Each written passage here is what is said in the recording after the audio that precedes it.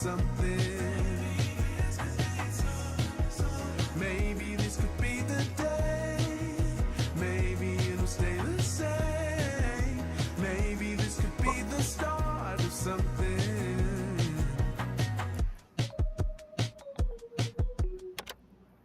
Good morning, everyone. My name is Magdalena Campos, and I am a certified national peer recovery support specialist.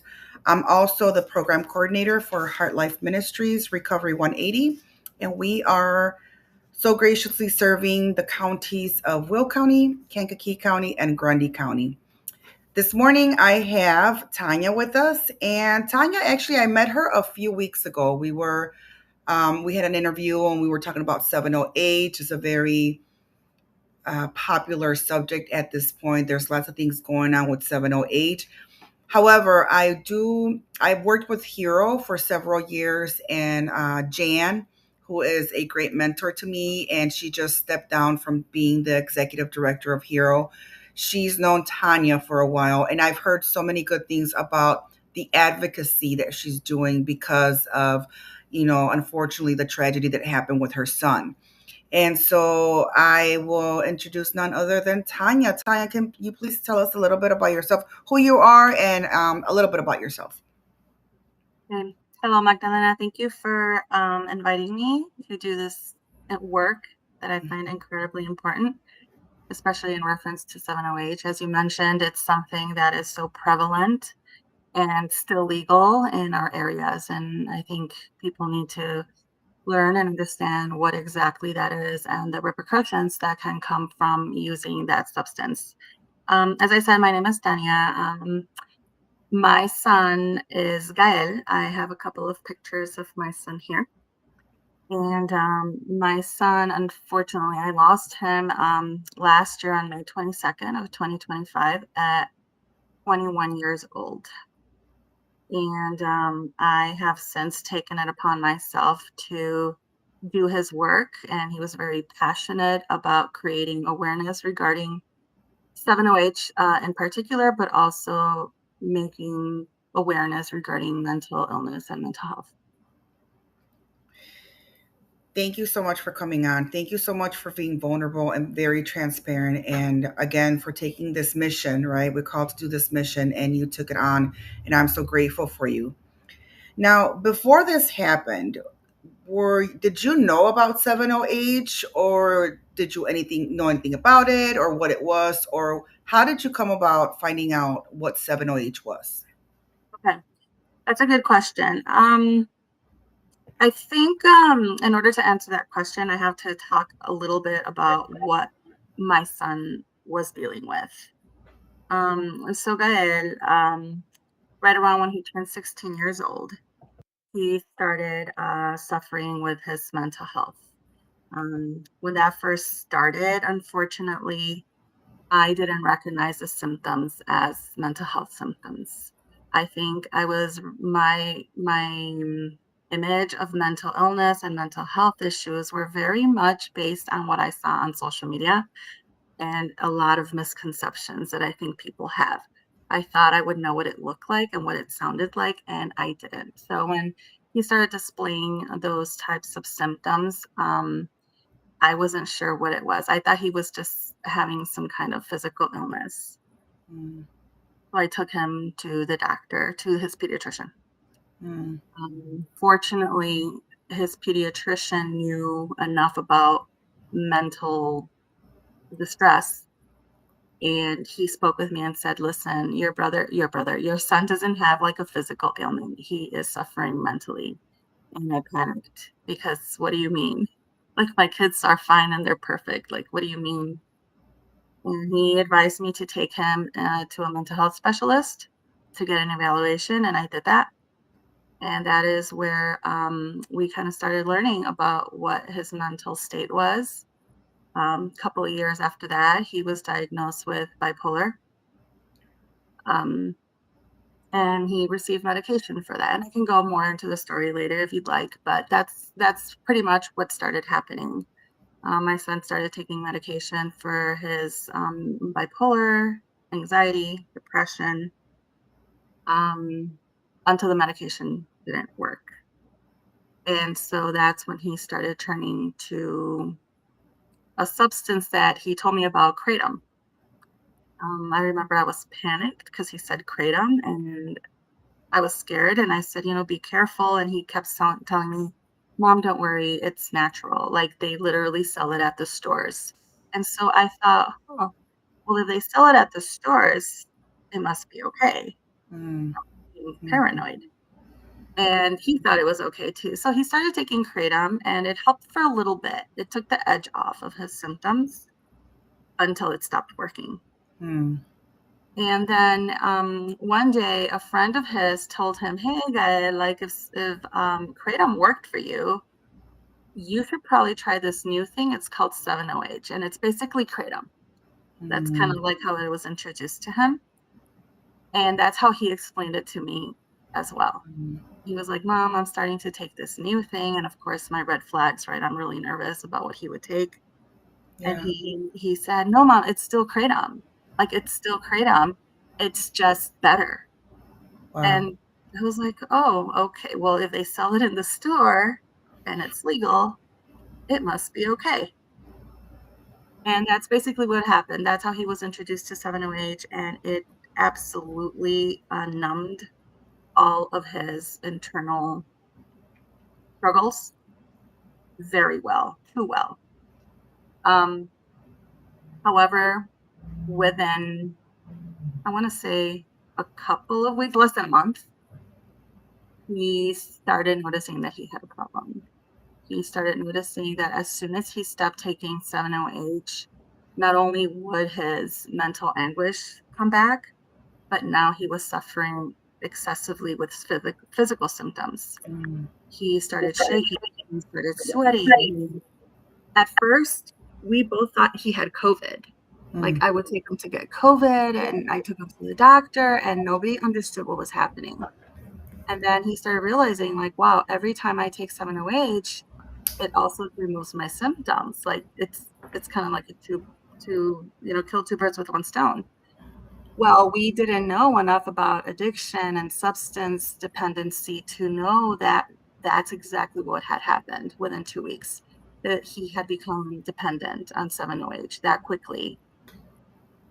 And he suffered. If he stopped taking it, he suffered. Um, that's yeah. kind of what started it.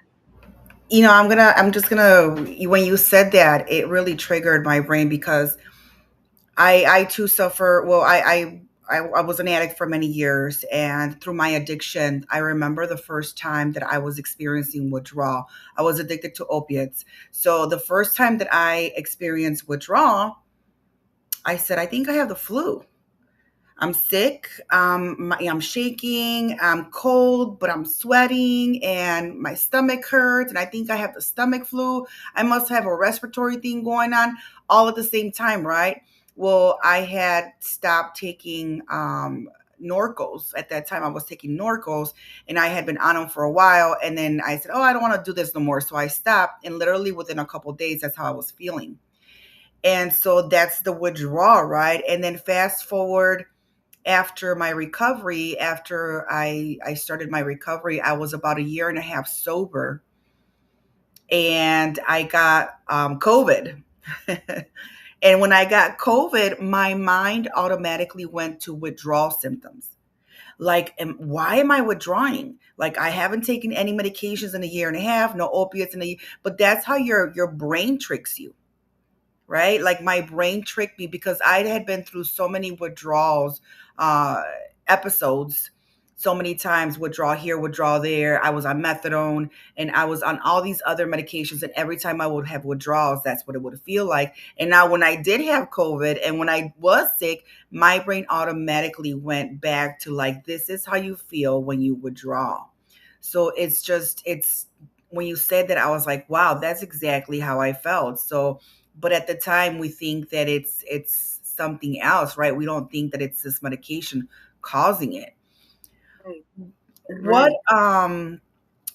what were some of the biggest challenges that you faced as a mother seeing your son going through this? Several, so many. challenges, but I think the bigger one is going back to when my son was first diagnosed with mental illness, with bipolar and anxiety and depression. Um, when they told me that that was what my son was struggling with, I happened to have excellent health insurance. I was very lucky to have it. And so I took my boy to where the money is. Mm, Because in my mind, if I take him to the town where the money is, where it's affluent, where the top doctors work, they're gonna take care of him. mm, That was my mentality. And so when I took him, it was immediately clear that they were going to be dealing with my son alone, and I was kind of like pushed to the side. This was a mm, very personal one-on-one kind of situation, and so I respected it and I was hands off because I just wanted him to be better. I was willing to do anything. Unfortunately, what happened was the doctor that I trusted with all my life to take care of my boy, his first prescription for my son was clonazepam. And I never heard of that medication in my life. He just told me, "Hey, whenever your son feels a certain way, he's going to take it, and he's going to be responsible for his own medication." I remember that. Just remind him to take it. And I said, "Okay." Now, knowing now what I know about medications, um, clonazepam is a Schedule 4 controlled substance, right? And not only is it a Schedule 4 controlled substance, but it is a second line medication, one that you don't start a kid off, especially not at a 17-year-old. And I feel that that was really the beginning of the end for my boy. mm, Now I know that there were several other options, other medications that were much gentler, that were not Schedule 4 or, Schedule whatever 2, that they could have put him in. The way that I understand now, clonazepam is kind of like a last resort. Like, take all of these. If they don't work, now we're going to go to clonazepam because it is so highly addicting. mm, mm, Not only that, but in the same script, they also gave him Adderall. mm, For clonazepam and Adderall, very first medications he has ever taken. And Adderall is also a Schedule 2 for having high risk of abuse. And had they interviewed me, I would have let the doctors know that in my family, unfortunately, substance use disorder is a thing. There's been several members in my family that have struggled. And I always wonder if I had had the opportunity to tell the doctor that maybe they wouldn't have given him these medications from the get go. mm, mhm, Um, and we know that substance use is genetic. I know now that between 50 and 60% of the vulnerability to become addicted comes from your genetics. That is a mhm, huge percentage. And I didn't know that. None of us knew what was happening. I trusted that the doctors knew what they were doing. So very quickly, my boy became very dependent on these medications, mm, especially clonazepam or mm, Klonopin. This is all before 7-OH. Very quickly it became a problem. And every time I tried to talk to the doctor about what I was seeing at home, how I was worried about how many pills he was taking, I wasn't heard. Like, they would listen to me, but then they would be like, well, you know what? At that point, my son had already turned 18. And they would say, you know what? Your son's an adult. Like, we could hear mhm, you, but we're not promising that we're going to discontinue the medication. Um, for the people that don't know how clonazepam works or how addicting it is, I like to give my example. When I was going through anxiety that I developed seeing my son suffer, my doctor had to like screen me before he prescribed clonazepam. I'd have to go through all these questions. He had to see me in person, all the things. And then he would give me 15 pills a month. And he's like, I'm not giving you more. Like, that's it. You're just going to have to stretch them. My boy at one point was getting between 60 and 70 pills wow, that were double to triple dose mine. wow, And all of a sudden, he's not suffering from mental illness alone. or as the only thing. Now he's also suffering with dependency. Yeah. And that was an awful, awful combination, the worst. And that's where he started discovering these natural medicines, kratom, 7-OH, to kind of get the edge off of his dependency on Klonopin. It was all a big mess, basically, is what happened. So that was the biggest challenge, being heard by the medical community, by the doctors that are supposed to take care of our kids, Yeah. not being heard, not being listened to. Yeah, I think a lot of times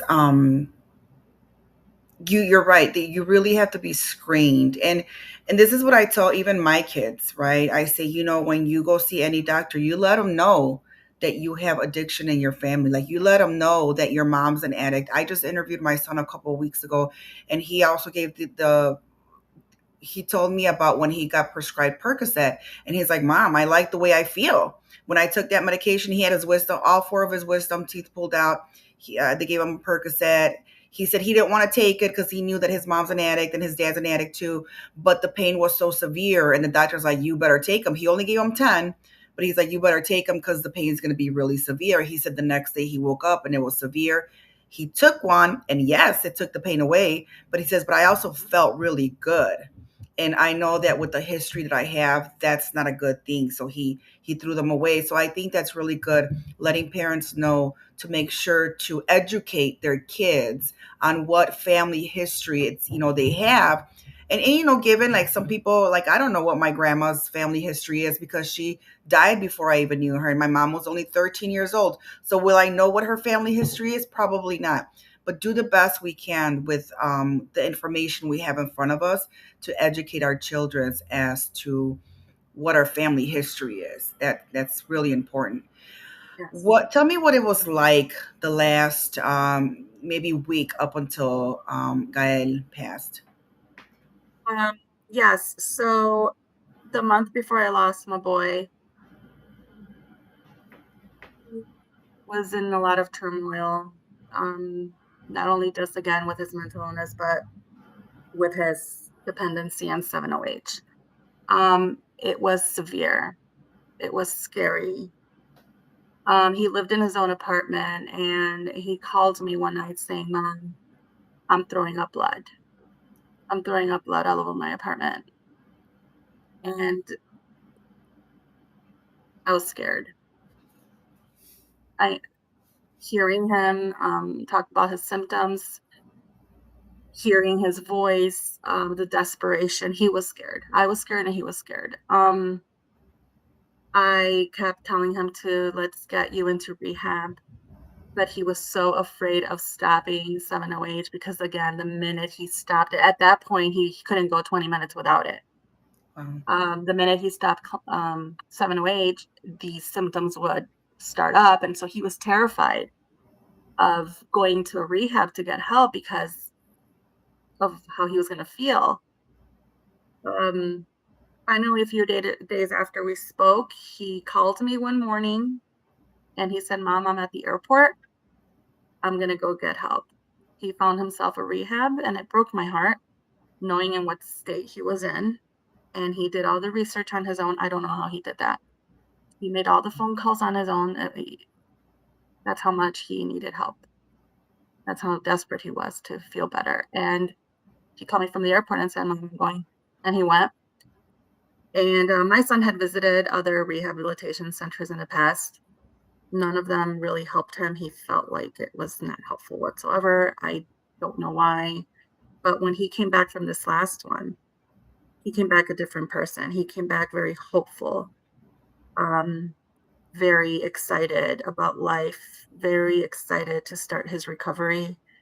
I don't know what they told him or what they did in this center, but he was on top of his game.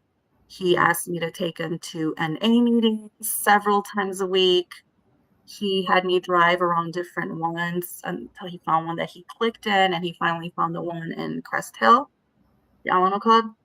He loved it there. He was mingling, he was learning, he was excited, and he was happy. I hadn't seen my son be him in years. I was so excited. We were all happy until we started seeing those changes again, until the panic started settling in me. And the last morning I saw my boy, I was getting ready to go to work. It was early morning.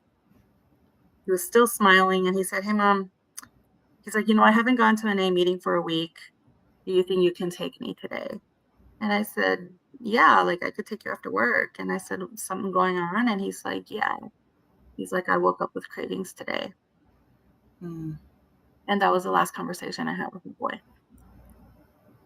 What we know is that after I went to work later on, he walked himself to the local vape store, which is a 7-minute walk from my house. He went to the vape store. He got himself some 7-OH pills. He took them. He fell asleep and he never woke up. Mm. Mm. Sorry. Um, yeah, it was, I want to say maybe a week before this, I started seeing things in him that I had never seen. Again, he lived in his own apartment. So I was always so busy with the mental illness. I always thought if I could take care of the mental illness part, he doesn't need substances anymore. Mm. He's trying to numb the mental illness anguish. So if we take care of that, this other problem will kind of just go away on its own. And so I was always so focused on that. And part of that was because I never saw like dangerous signs with substances. I never saw it. I never saw him passed out. I didn't until a week before I lost him. I did in fact see him on the floor and I was terrified. I didn't know what that was. And yeah, What? Tell me a little bit because I know here's the I think the one of the challenges that you had was that at that time, and I think they're starting to test for 7OH with with when they do their autopsies, right? But at that time, they were not testing for this. So, what was the cause of death for your son? What was on the death certificate? yeah. So we didn't get the certificate until 7 months after. The coroner, I kept in touch with her, and she was not willing to take no answer for an answer, and so she kept digging and pushing and testing, and in the end, she performed 3 different toxicologies on him, and they all came back clean. And I knew that wasn't right. And Mm. the first time that happened, I said, "No, you need to look." And she had me email her a list of all his medications that he was on. I did. And I even included, he also took 7-OH. Mm. I had absolutely no idea what that was.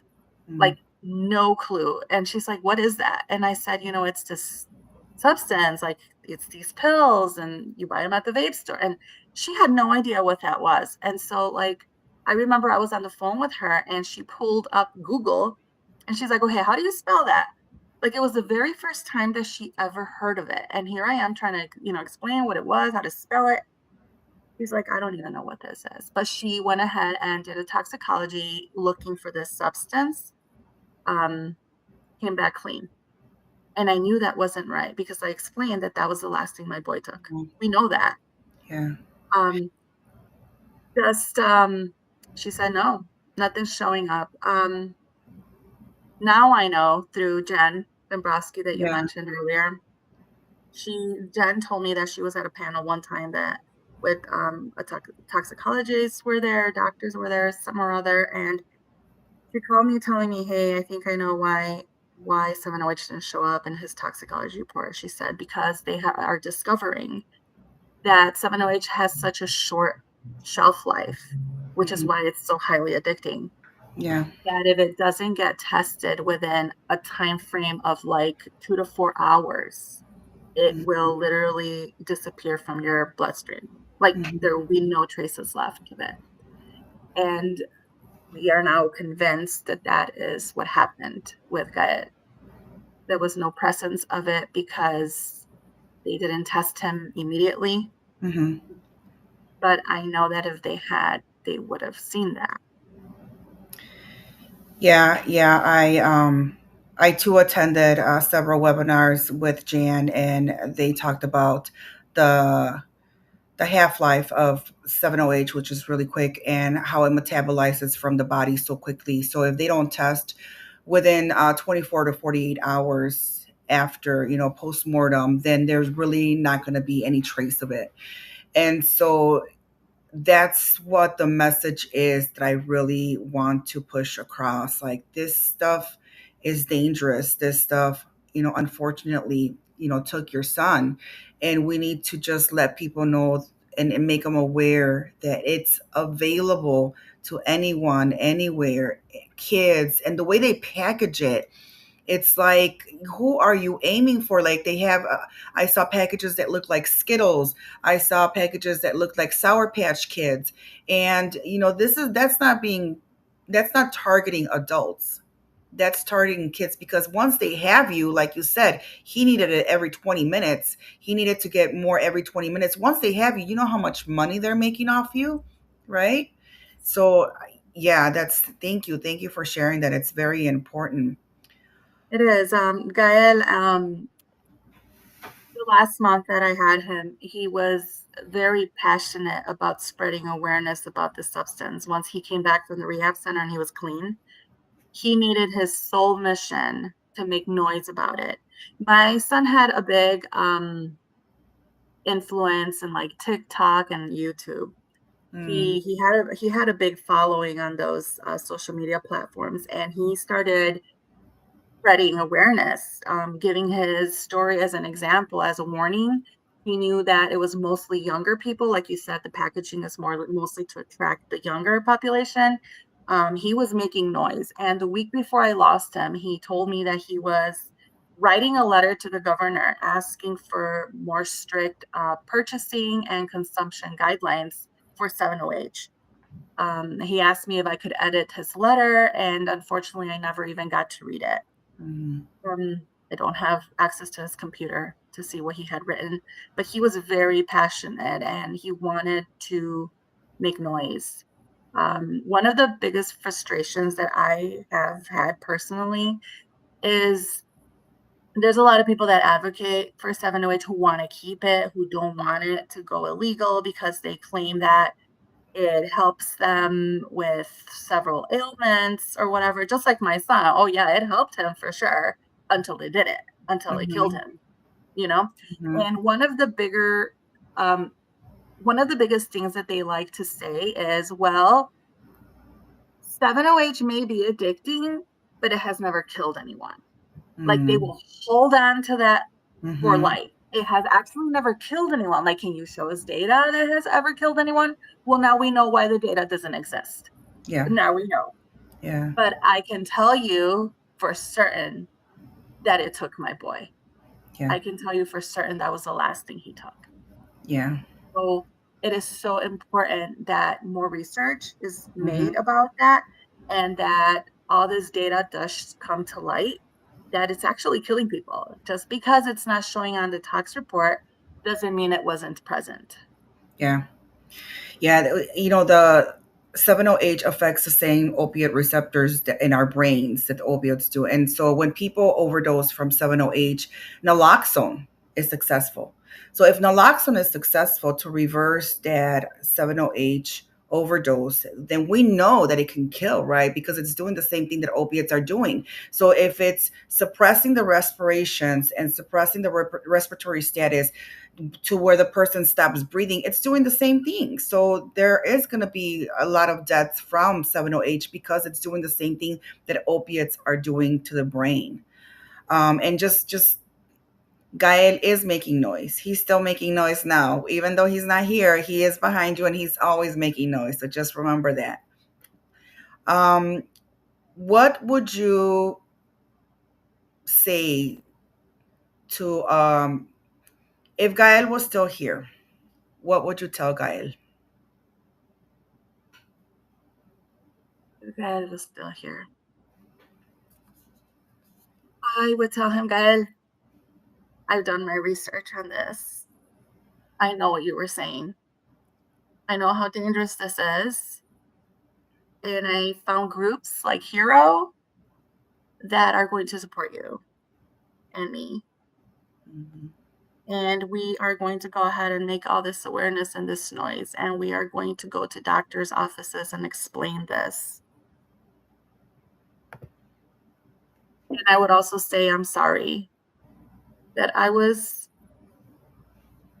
unaware of the amount of damage that this substance can cause. And I wish that I had known so that I could prevent it from happening.